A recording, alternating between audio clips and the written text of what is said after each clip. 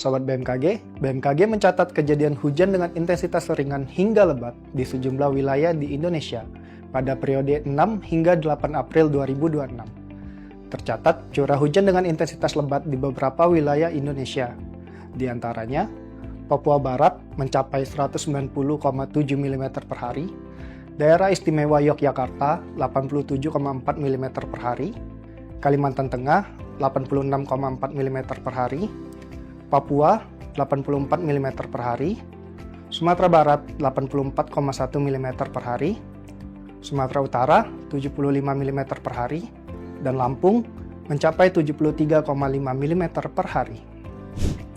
Adapun faktor yang mempengaruhi kejadian hujan dalam seminggu terakhir ini antara lain, pertama, adanya aktivitas gelombang atmosfer seperti Rossby ekuatorial, Kelvin, dan mixed Rossby gravity di sejumlah wilayah Indonesia.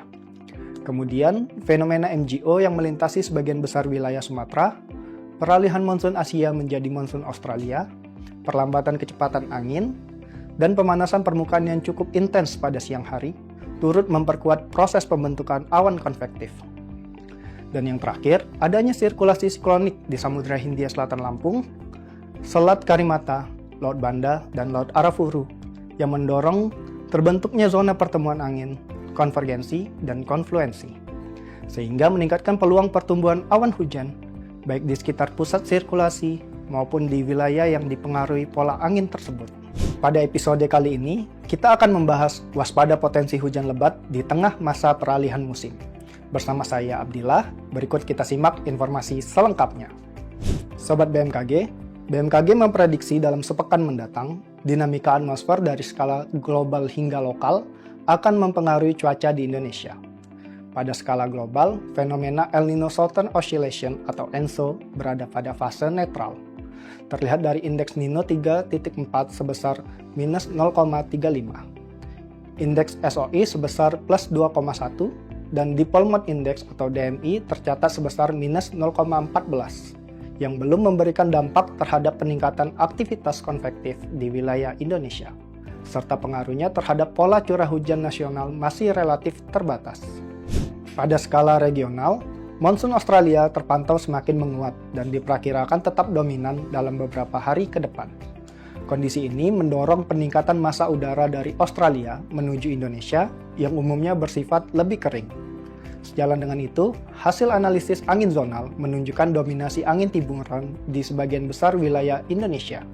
Selain itu, Madden-Julian Oscillation atau MGO diperkirakan melintasi sebagian wilayah Sumatera, perairan selatan Banten, dan perairan utara Papua, sehingga berpotensi meningkatkan pertumbuhan awan hujan di kawasan tersebut. Kondisi ini diperkuat oleh aktivitas gelombang Rossby ekuatorial yang bergerak ke arah barat, diperkirakan aktif di sebagian wilayah Jawa, Bali, Nusa Tenggara Barat, Sulawesi, Maluku Utara, Maluku, serta sebagian Papua. Sementara itu, gelombang Kelvin yang bergerak ke arah timur juga diperkirakan aktif melintasi sebagian besar Sumatera, Kalimantan, dan sebagian Papua. Selain itu, sirkulasi siklonik juga berpotensi muncul di Samudra Hindia Barat Daya Banten dan Laut Banda. Kombinasi fenomena tersebut berpotensi meningkatkan curah hujan di wilayah-wilayah tersebut. Sobat BMKG, cuaca di Indonesia selama periode 10 hingga 12 April 2026 umumnya didominasi oleh kondisi hujan ringan hingga hujan lebat.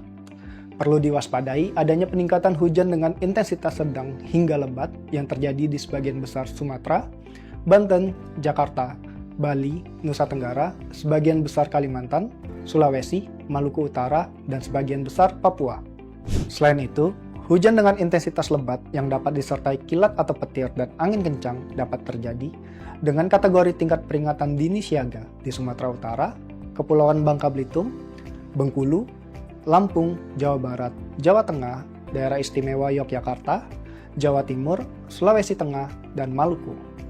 Kemudian, terdapat potensi angin kencang di Sumatera Barat, Papua Barat, dan Papua. Selanjutnya, cuaca di Indonesia selama periode 13 hingga 16 April 2026 umumnya didominasi hujan ringan hingga hujan sedang. Perlu diwaspadai adanya peningkatan hujan dengan intensitas sedang hingga lebat yang terjadi di sebagian besar Sumatera, Jawa, sebagian besar Kalimantan, Sulawesi, Maluku Utara, dan sebagian besar Papua.